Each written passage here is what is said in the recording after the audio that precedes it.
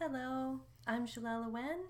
This is day 28 of 33 in my daily series called Deepen. And today I have Kalayna Colibri again. Kalayna's joining me today it's almost a feminine healing wrap-up or something like that. Grand finale. Grand finale. But there is no finale. It's For ongoing. series, Yeah, but it's kind of, the idea of it is to work with the pieces that you've been feeling in yourself over this series. This is specifically for women. I'm going to do one tomorrow with Gabriel and Raphael for men. So just kind of getting a lay of the land, the inner lands, and what's been coming up for you. Kalayna will lead us in a sweet meditation with mother energies, divine mother energies, to support whatever wounded feminine you're starting to see and whatever form you're seeing her in, and a support for you in your bigness, this arising sacred woman, 5D coming into the body. So, yeah, I think it'll be good. Sounds yummy. And I wanted to kind of do a summary of, I've been working with women for a number of years and feeling some of the areas where healing and transformation has been the most profound for them and the most needed. That's the areas I've been covering in this series, are what I have seen in sessions with women, particularly the one I did yesterday around healing sexuality and the Yoni space, and clearing that out and making that sacred again. What do you want to say anything about that? Well, the Yoni clearing process is in our metasoul needs it often, whether we're women in this life or not. There's often just so much congestion, sexual congestion, that just gets stored there. So the Yoni is such a portal, and it's we're talking about something that's a soul deep clearing, not just a this life clearing. But the Yoni process is it's so deep. It's so deep because it's so multidimensional. It actually is a multidimensional part of our body, part of us, and that's what it's been used for so many times over again. And so the process of healing it and clearing it is quite profound, and this part of our bodies has so much wisdom. It's really a part of our soul, especially if we're used to incarnating in lifetimes as a woman, and often as a priestess, oracle, who knows what else. So, yes, queen. And there's a lot of obviously trauma stored there from the experience of being a woman. Yes. So not just this life, but as you're saying, all these other timelines. So the Yoni is actually a portal to this trauma, which then opens out the discoveries of wherever that needs to go. But also there's a very much this life application, especially if you're in a relationship, or want to be in one, or just want to feel your sexuality as a woman arising and deepening. What have you found from your process around this with Yoni healing? And I've found that some of it happens organically from being with a man who's really going into himself and really holding his own sacred journey of his own healing in a very conscious and heart-based way, not just soul-based, because there's no shortage of soul-based men, but when they can take the soul and then go into the heart as well, that's when it really opens out. I've had so many times now of sexuality, deep open-hearted sexuality with Gabriel, that I end up in tears just because of the clearing for me personally. But also feeling other women, feeling my metasoul, feeling other women's metasoul, the legacy we've shared and also enabled in each other. And the amount of abuse, and so there's so many layers to this. And obviously it offers a lot for the man to be witnessing that too, not to make them into the perpetrator in this scenario, although that sometimes is true, but to help them clear their own version of this, that happens for them. So it really is amazing to feel the process of healing the yoni. I know I still have more of this to go. I think we always do. Yeah. It's never really over because again, it's so deep. So, and as we could say that women who sign up for sexual abuse this life, they have even deeper layers of this, but I feel like we all as women have, particularly I think we underestimate energies that come at us, or being energized sexually, or those close calls where maybe we weren't raped technically, but there was certainly an invasive energy that wanted to claim our sexuality. I think maybe every woman has experienced that on some level. So this goes quite deep, and if not in this life, which would be rare, other lifetimes. So you definitely can feel how even the being energized toward gets stored in the yoni somehow too. Sure. Because it's aimed at that chakra. It's aimed at that area of the body. And the lingam penetrates. So energetically, the lingam doesn't have the same residue that the yoni does. Being a vessel, being a container, being a portal. This is why I emphasized yesterday the clearing and the cleaning, and through feeling. Not just energy work and a bunch of white light, but actually through feeling the yoni as a part of you. And that happens pretty quick, like that. And it's also a very deep process, like you said, very meaningful. It can really help call in a sacred union. Because you start to feel the damage that has been done, which isn't really deep, like permanent damage. It's hurt that's been done to the yoni. The yoni's very wise and will tell you all about it, what it's received from men. And so once you can actually feel tears with this part of you, and then that starts to clear, then you start to make room for the sacred sexuality, the sacred experience of sacred sexuality that you really want. And you can feel any blocks you've had to wanting it, to realizing that that's what you want.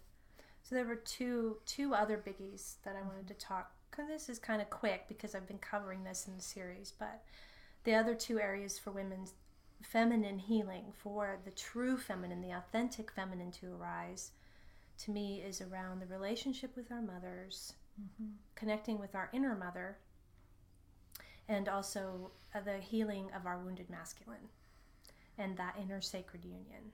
So these three have probably, I think, are the big ones in terms of feminine healing. And maybe we'll start with the mother piece. Sure. Both relationship with birth mother and inner mother. How has that been for you? Working with the inner mother, I haven't worked with mine for a long time because she shifted. She was very obviously the voice of my mother, though, and she even had sometimes they'll take the name of our mother to help us get the energy because they want us to feel it.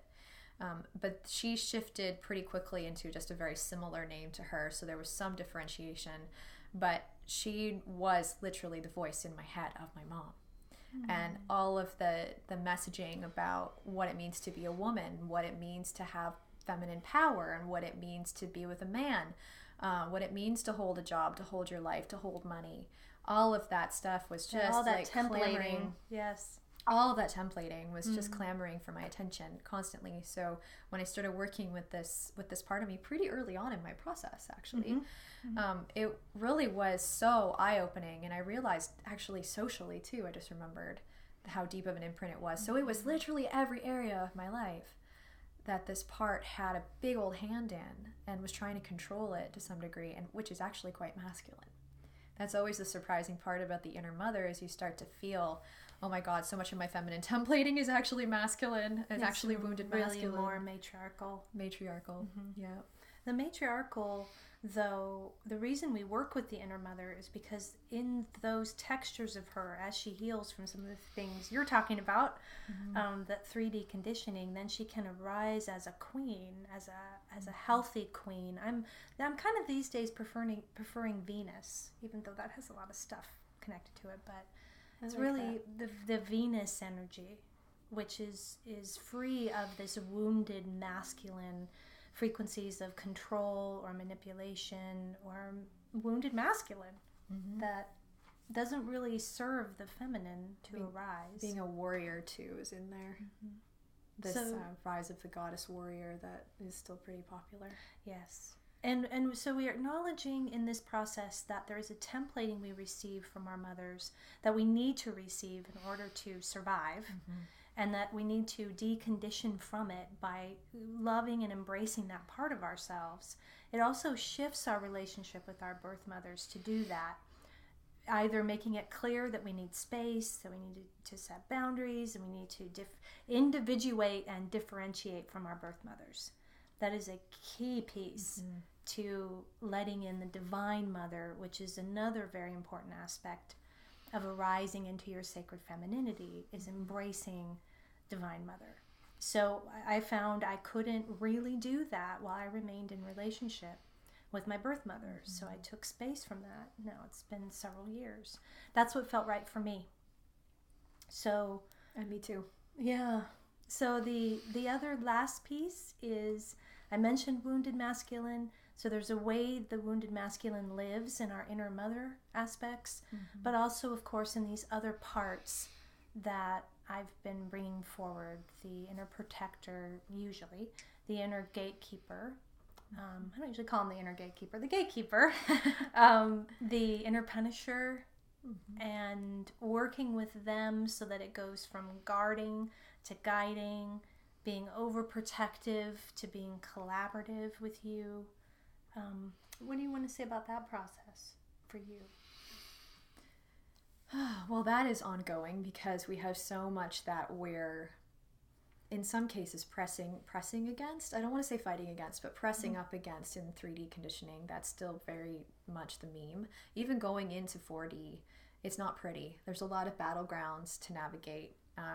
Not to join in on necessarily, though the masculine always wants to do that in the beginning when you first start working with them. But eventually that starts to shift too. But to really go into the awakening process is to really feel these more masculine parts. And for me, I've had to really feel a lot of layers of still wanting to fight something. And I still have to be very conscious of my energy because it still arises sometimes in moments of like expecting to be pushed against, or you know, something in me wanting to protect the feminine, like you can't be vulnerable right now, it's not safe. And sometimes that's legitimate.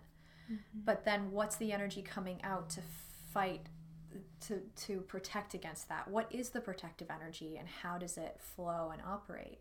Because it can come from a healthier, more feminine place of strength. To be feminine and to be vulnerable is not to be in a cowering place. And I think that's often still a very confusing thing until you've had it templated, until you've actually felt yourself and felt what the difference is too, between making yourself smaller to be safe, making yourself too big and too pushing away to be safe, or like what is the middle ground? And I think that's really what where the feminine really is. So. Well, it's yeah, and it seems like it's the working with the protector, especially, so that he's not trying to go to battle all the time, or just self-defense, lockdown, in order to protect the wounded feminine. So that's another piece of this whole puzzle, is the wounded feminine inside of us, which is often young. It's, the inner child, the inner teenager.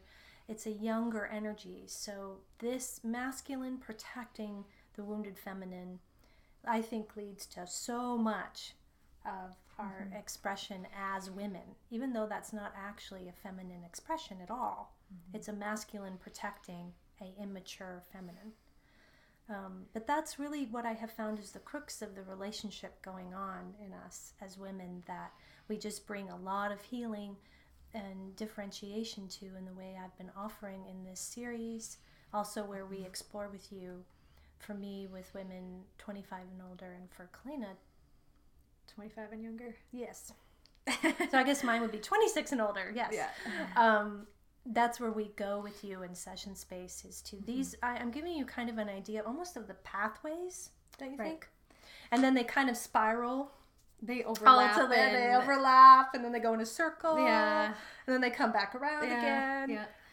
So also for me, I wanted to add just quickly too, an aspect of my inner mother I realized was actually my older sister.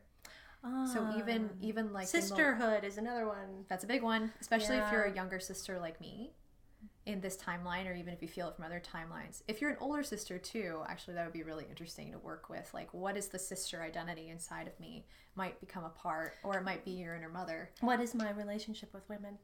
Yeah. Really, and what is it based on? Because it's probably this dynamic I just described of the masculine protecting the wounded feminine, rather than an empowered feminine sisterhood, which many of us have in our souls. We have both experiences, where that was a pretty traumatic experience, sisterhood, and also where it was a very enlivening, rich, and beautiful experience. So that is a really key. That's a key one, because we're mirrors for each other. So that one very often also relates to inner mother, and your relationship to your mother is often how you feel about women, or how parts of you feel about women. So before we go into the meditation, this just gives you some sense of the inroads that we make into this, and it's really then becomes about what gets revealed as these layers drop, as these traumas heal. Then the feminine can arise like a rosebud. It's more about what it isn't. For quite a lot of the process, it's a lot of, okay, I'm not this, I'm not that, I'm not this. And then the feminine can then arise. And then you go, oh, that's feminine. Oh. It's always a mystery. And it kind of hits you between the eyes in a really good way. Like, oh, wow, that's what it is. Okay. But the contrasting is a really sacred process for as long as you need to do that. Yes. And to feel that. So there's not like you need to be feminine right away. It's more like the peeling back to discover and recover in a lot of cases, so that the mature feminine can come forward. So we'll go into meditation now and connect with Mother and get some yummies. Got a love bath coming at you today. Yeah. And I'll let you lead that, Kalayna, and speak up when I feel something.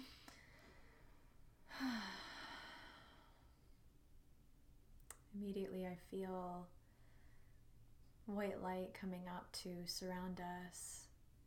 It's almost like in a circle around us today. And I see pink light as well, this shimmery, beautiful pink light. And light blue.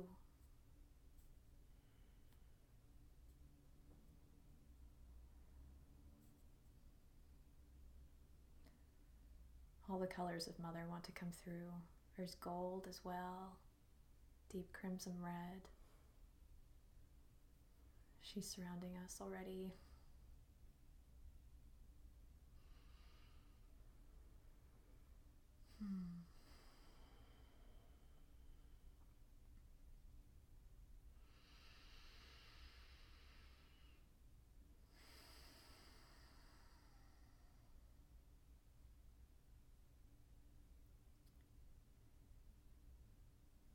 So let's go down through the pathway. The grass looks very lush today around the pathway, leading up to your personal, sacred you castle that you know so well by now from this series. And if it's new for you today, welcome home.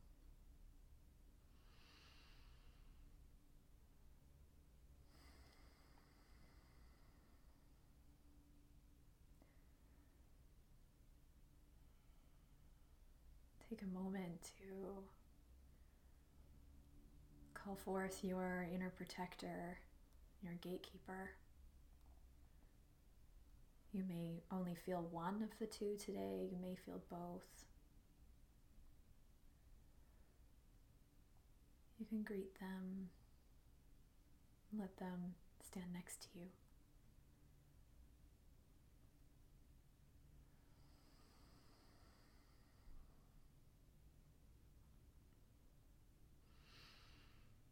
We have a number of faces of the mother, feminine guides coming in already.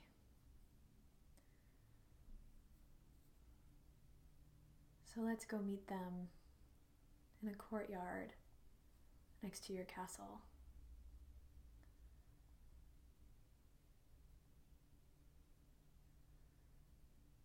I see your parts coming out of your castle to join you. All the parts you've met so far. Maybe some you haven't. They're all welcome to be a part of this circle today. This powerful feminine healing circle.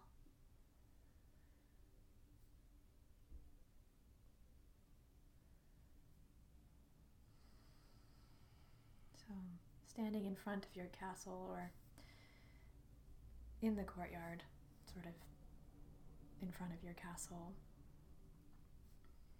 facing toward the grassy area in front of you.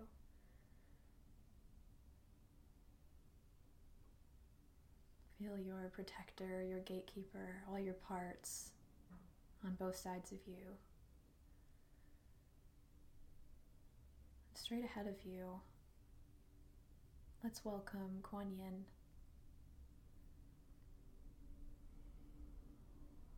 I see her entering with little birds tweeting around her.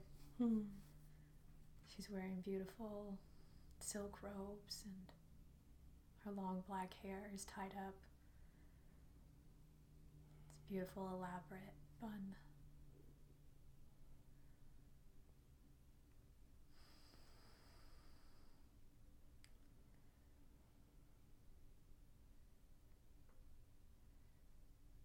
She sits in lotus position in the circle.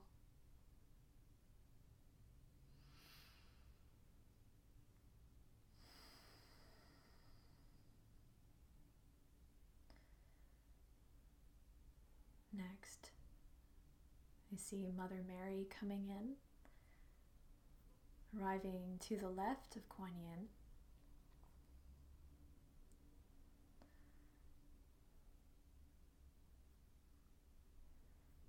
She's wearing her long blue robes.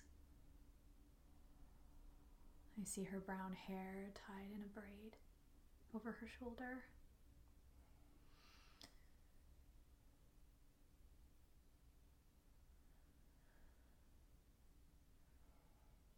She has a hood on her cloak that she puts down to nod in your direction, beaming at you with so much compassion, unconditional love.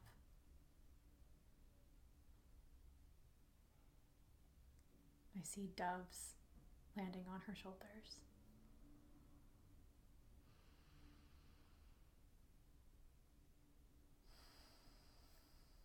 To Quan Yin's right, let's greet Mary Magdalene, Magdalena, beloved Maggie, beloved sister. She's here to help heal sisterhood wounding. She can be chatty, so she might be talking to you already. Or humming or singing.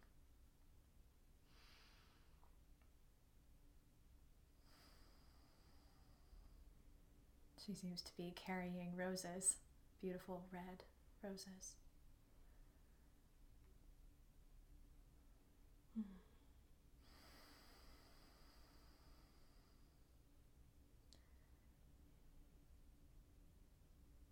To the left of Mother Mary,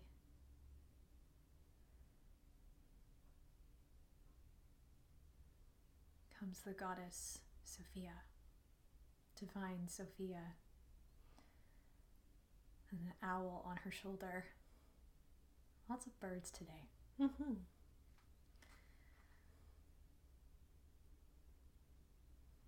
Her beautiful black hair is tied up as well with gold ribbons. Her golden gown swishes behind her as she walks. She has a regalness that is not unapproachable. She reminds you of the queen that you are meant to be, or the king you are meant to be if you're male.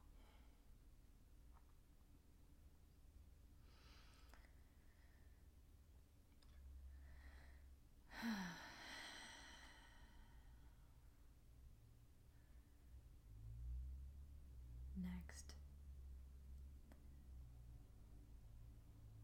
it's a bit of a shadow being cast over the circle, but it's not menacing.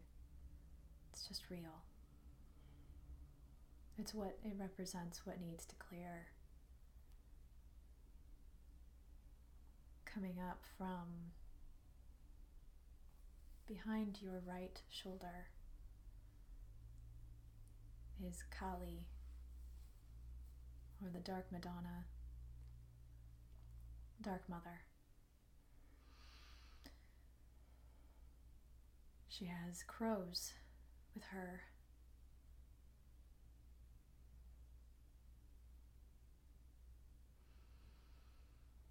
A big raven flying alongside her.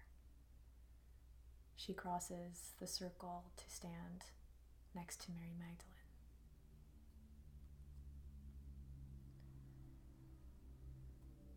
You probably cannot see her face. Her robes are quite long and dark.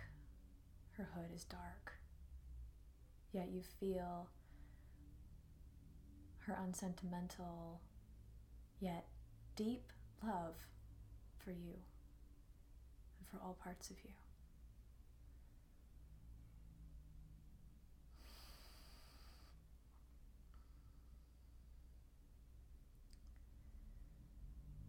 They invite your parts to hold their hands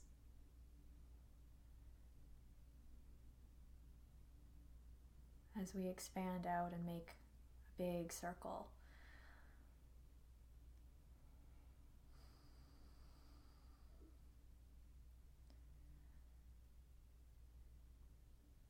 There's a spotlight, a beam of light in the middle of the circle, inviting the part of you that feels most like your wounded feminine to come forward and stand in it.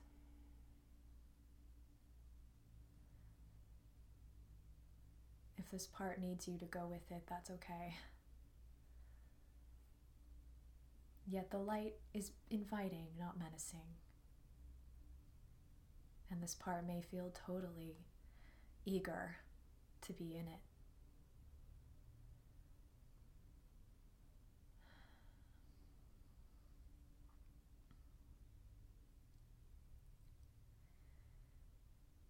I feel the heart wisdom of Sofia,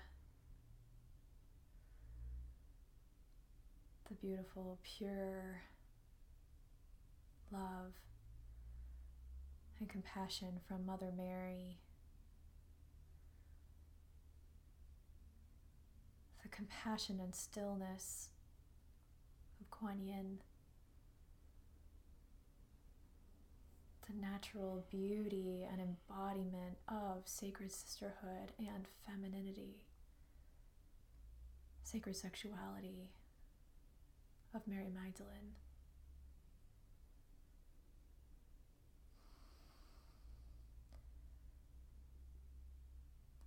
And the beautiful fire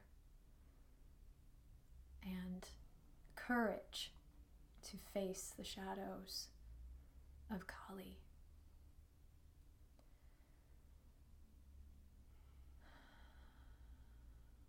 I feel them all beaming their light, their energy toward your wounded feminine aspect or part of you.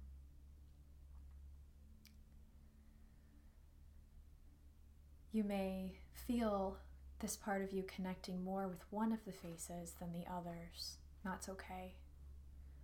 Just let her tune in to whatever frequency she's ready to let in, or all of them.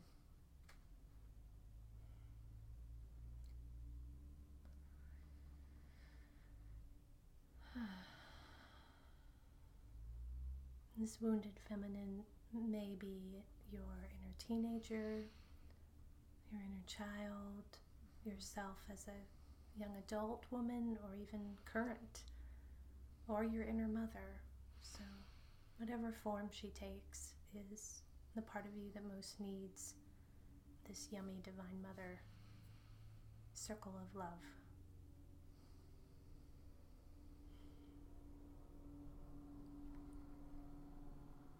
Take a moment to feel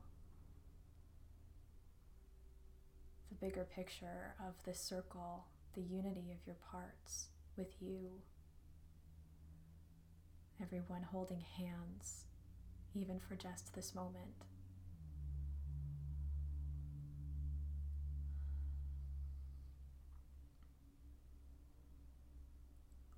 To feel for yourself the bigger picture of the healing that is possible and that you are undertaking,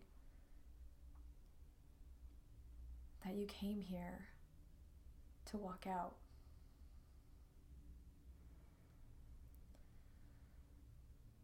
I feel Mother offering that, actually, offering you a reflection of your immense courage to be here and to be learning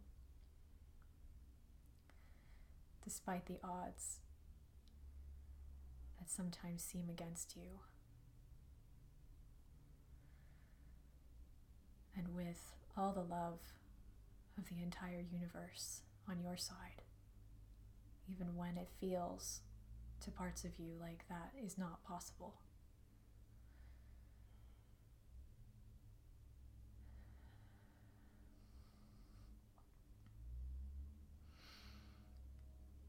Mother says you can connect with me anytime you like, through one of these faces or just with me. Your wounded feminine and all your parts are so welcome to be with me. Sometimes readiness is not the path so much as feeling what's not ready or what doesn't feel ready inside of you. To let this in.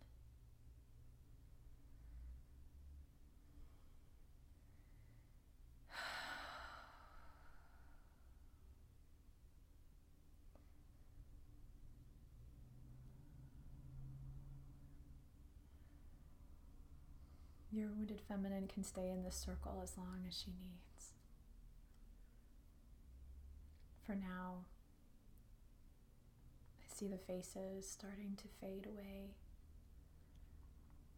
sending you one last blast of love. Blast in the sense of what Mother blasts you with, which sometimes feels like you're being bowled over, but like a breeze, like a nice warm breeze in the spring or something.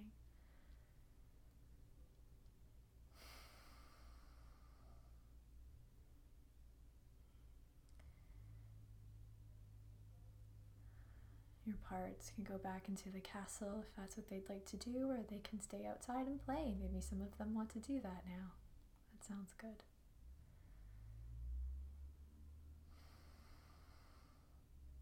Thank your protector and gatekeeper for being present to this and helping to hold the space for this today.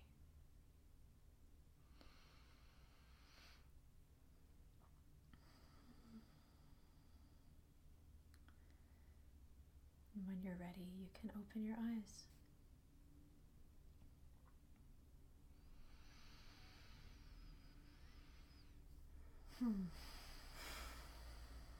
Well, thanks, Kalayna. I started to tear up. There's a little mother bath there. I am feeling too that definitely some faces of mother will resonate more than others, and it's phasical too. It's definitely times in which you need certain energies, and parts of you need certain energies for specific reasons, but really she will show up in whatever form you most need when you need it. So I feel her saying that you're welcome to write a letter to her or any part of you that might need to. There's a lot. She's just so rich she has so much love. Like there's no limit. There's no lack of love coming from her, or that you can dip into with her as you're ready to, or as you. She said readiness doesn't really matter in one way, but that's up to you. thank you, Kalayna. Thank you. For when you've joined me previously. We met Mother before with Kalayna and dragons, so we have a good range. And Kalayna will be back with me on our last day, February 2nd, our 33rd video. So soon. Yes. And tomorrow we will do the same sort of thing with Gabriel and Raphael around masculine healing. So thank you for joining us. Thank you. And I'll see you tomorrow. Bye. Bye.